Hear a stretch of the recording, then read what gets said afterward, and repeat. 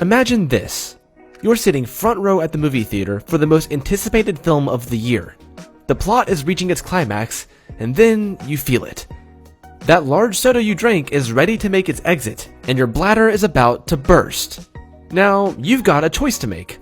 Do you stand up and risk having popcorn thrown at you for interrupting everyone's viewing experience, or do you hold it in and sit through the discomfort?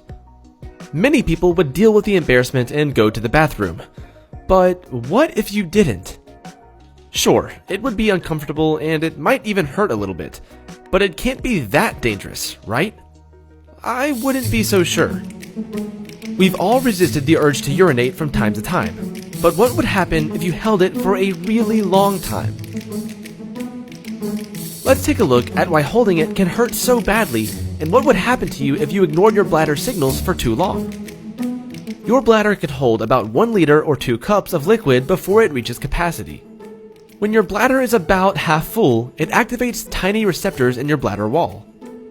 The nerves signal to your brain that it's time to empty the tank. The bladder muscles then squeeze, and the tiny muscles in the urethra open and urine flows out. But when you're too busy to go or you simply cannot find a restroom, the cylindrical sphincters of your bladder close tightly to prevent any leakage of urine into your urethra. These tiny muscles are your saving graces, and they've saved you from a world of embarrassment before, but don't ask too much of them. Holding back urine for too long and too regularly will weaken your bladder muscles that control the flow of urine. This could lead to urinary retention, where you are unable to fully empty your bladder. It can also result in loss of voluntary control of urination, which can result in leakage. The more you put off emptying your bladder, the more it stretches out, which can result in an overstretched bladder. When this happens, your body starts completely missing the cues that your bladder needs emptying, and that can lead to some pretty embarrassing accidents. Another consequence of holding it in is pain.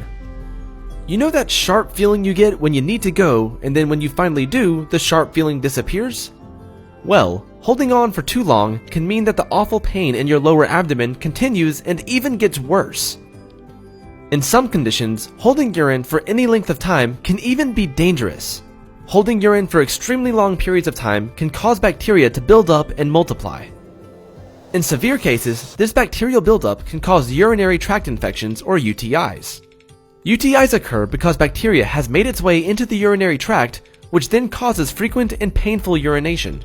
It goes without saying that your bladder connects to your urinary system, which includes your kidneys. All your blood is filtered through the kidneys, and the metabolic waste is then passed out in urine. When you retain urine for too long, the waste is not passed out of the body, which can cause metabolic abnormalities and electrolyte issues. This can lead to long-term kidney failure. In rare cases, urine can back up into the kidneys and lead to an infection or kidney damage. If you are already suffering from medical conditions such as an enlarged prostate, or neurogenic bladder or kidney disorders, then holding urine can be a very bad idea, because doing so can make these conditions much more severe. In extremely rare and serious situations, holding urine for too long can lead to a bladder rupture, which can be deadly. In most cases, holding it every now and then isn't harmful to your health. Just don't do it often, or it can lead to some serious problems down the road. Wow, I went the entire video without saying pee. Wait. Oh, dang it.